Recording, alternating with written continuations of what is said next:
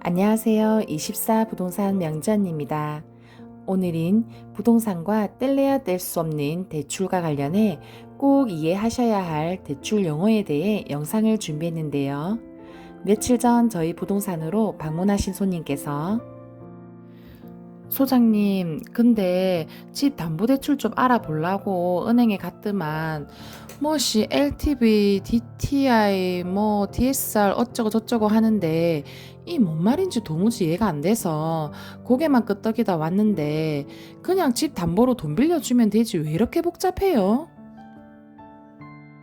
라고 질문 주셨습니다.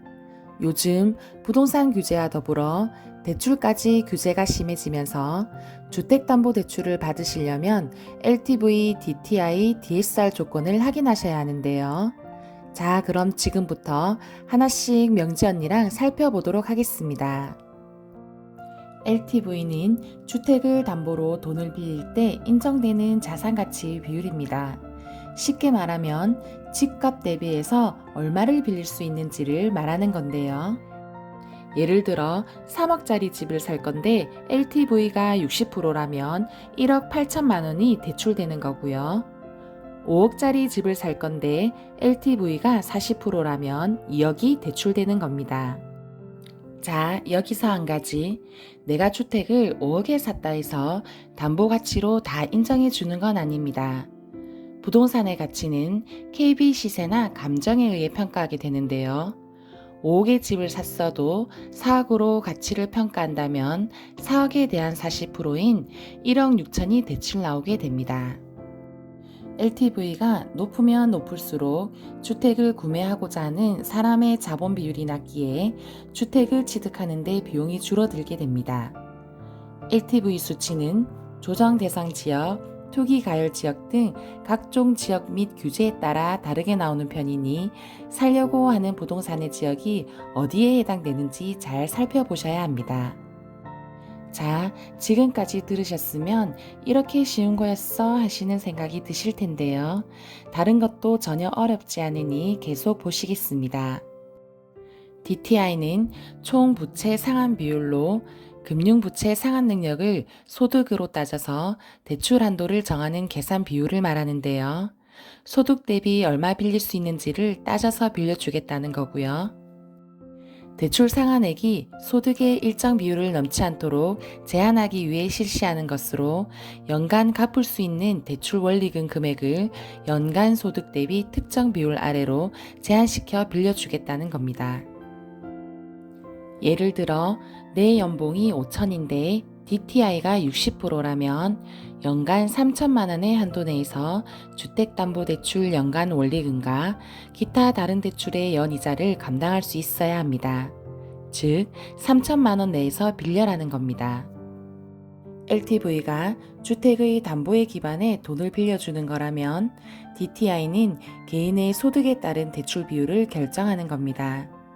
DTI는 높을수록 대출 가능 금액이 많아지며 또한 상환 기간이 길수록 대출 금액은 많아집니다. 자, 마지막으로 DTI와 비슷하지만 조금 다른 DSR을 알아보겠습니다. DSR이란 대출을 받으려는 사람의 소득 대비 전체 금융부채의 원리금 상환액 비율을 말하는데요. DTI는 주택 관련 대출 원리금과 기타 다른 대출의 이자만 포함됐으나 DSR은 주택 관련 대출 원리금에 주택과 관련 없는 각종 대출, 즉 신용대출, 자동차 할부, 학자금 대출, 카드론 등 모든 대출의 원리금이 다 포함됩니다. 당연히 DTI보다 상한액으로 잡히는 게 많아서 실제로 대출 가능 금액이 확 줄어들겠죠. 예를 들면 내가 연소득이 5천만 원인데 1년에 원리금 상환액이 2,500만 원을 쓴다면 이때 DSR은 50%가 되는 겁니다. 지금까지 LTV, DTI, DSR 설명드렸는데요. 한마디로 쉽게 요약하자면 LTV는 집 가치가 얼마니 그 비율로 빌려줄게. DTI는 너 연소득이 얼마야 그 비율로 빌려줄게. DSR은 너 총 빚이 얼마 있어? 그거 보고 빌려줄게 라고 기억하시면 되겠습니다. 처음이라 생소하지만 용어의 의미를 이해하면 크게 어렵진 않으실 텐데요.